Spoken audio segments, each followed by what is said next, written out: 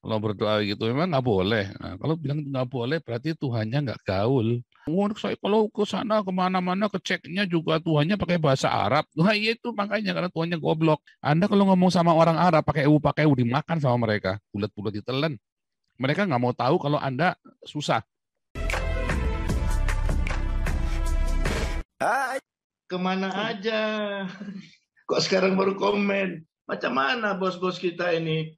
Gaspol, gubrak, gubrak, gubrak, gubrak, gubrak. Oh lala bebe.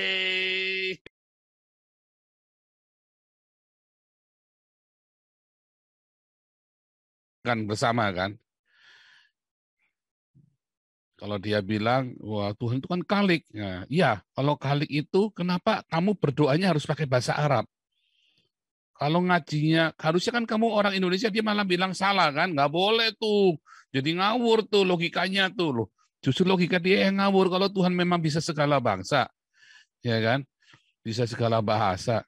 Ya kalau di Amerika Tuhannya suruh pakai bahasanya masing-masing. Bahasa Inggris, bahasa slang itu ya. Bahasa-bahasa orang Afro-Amerika. Ya kan? Kalau berdoa kan WhatsApp bro kan begitu kan, berdoanya kan begitu kan mestinya kan, iya kan, udah datang-datang WhatsApp bro, begitu doa. Kalau berdoa gitu memang nggak boleh. Nah, kalau bilang nggak boleh berarti Tuhannya nggak gaul, iya kan, wah nggak asik Tuhannya. Tuhannya masa nggak bisa bahasa Cina? Ya ke Cina katanya dia bilang tadi ya, wah saya kalau ke sana kemana-mana keceknya juga Tuhannya pakai bahasa Arab. Wah iya itu makanya karena Tuhannya goblok. Bisanya cuma ngarap doang.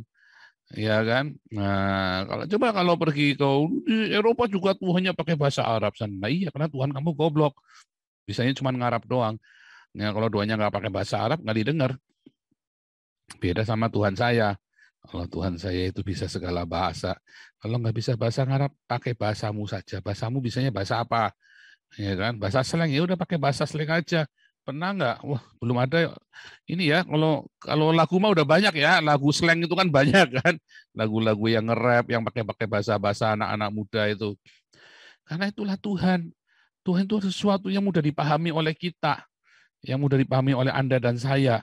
Tuhan itu ada sesuatu yang mudah bahasanya cara. Coba kalau Tuhan pakai bahasanya selalu forming Arab, orang susah ngomong sama Tuhan. Tuhan susah amat ngomong sama lu sih. Kan begitu kan. Nah itu Indonesia itu apa ya? Saya merasa di Indonesia ini terlalu banyak retorika itu loh. Saya kok setuju ya Pak Luhut bilang ya, Luhut Binsar itu ya. Karena itu kebanyakan pakai ewu. Udah nggak zamannya lagi. Pakai ewu itu hanya untuk orang normal ya. Dengan orang normal kita perlu, tapi dengan khilafah nggak usah pakai ewu. Loh, cara berpikirnya udah beda kok dengan orang Nusantara kok. Pikirannya cara pikiran Arab. Anda kalau ngomong sama orang Arab pakai u dimakan sama mereka, bulat-bulat ditelan. Mereka nggak mau tahu kalau Anda susah. Pura-pura nggak tahu. Belgi, belaga gila. Serius. Wah, ini Pak Robert Maweng paling tahu tuh interaksi di sana di Amerika kan lebih kejam lagi mereka bodoh amat. Oh, lagi minoritas, mereka akan wah pura-pura aduh kita tertindas apa mau sembahyang ini nggak boleh itu. Begitu mayoritas mereka teriak-teriak Allah Akbar sambil beda. Nggak bisa Anda pakai dengan paradigma Arab itu nggak akan masuk. Para pakai itu hanya untuk paradigma Jawa.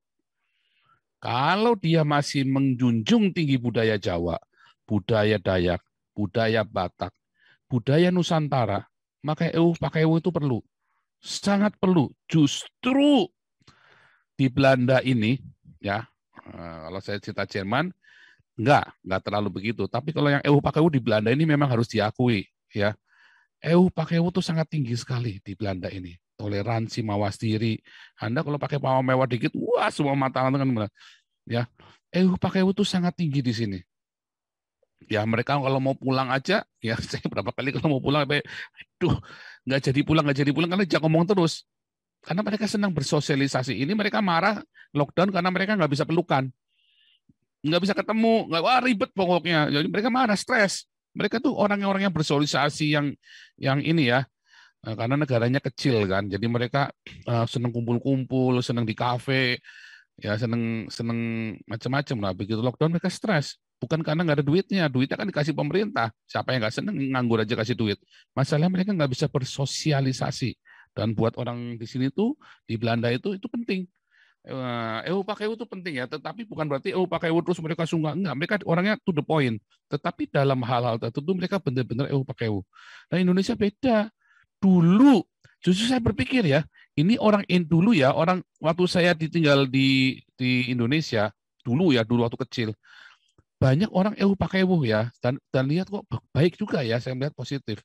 Kenapa sekarang enggak ya? Di tengah jalan aja dulu ya, kalau Anda pepet-pepetan, begitu kenal, akhirnya jadi sahabat. Di jalan itu ya, Anda nggak sengaja serempetan begitu ya, tabrakan sekalipun, akhirnya jadi teman. Sekarang, jangankan tabrakan, Anda disalip aja bisa musuhan, bisa bawa satu kampung. Namatin nggak Anda di Indonesia itu begitu? Saya tuh nyetir mobil itu dari umur 12 tahun. Ya.